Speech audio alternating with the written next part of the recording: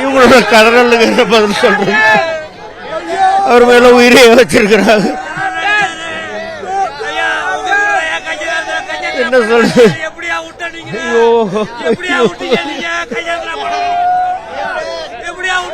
எத்தனையோ படம் அண்ணன் எனக்கு வாய்ப்பு சொல்லி இருக்கிறாங்க. எனக்கு நடிகர் சங்கம் கார்டு வாங்கி கொடுத்துருக்குறாங்க. எனக்கு சாப்பாடு போட்டிருக்கிறாங்க. அதனால தான் நான் சொல்றேன், அவர் எனக்கு அண்ணன் மட்டும் இல்ல, எங்க அம்மா.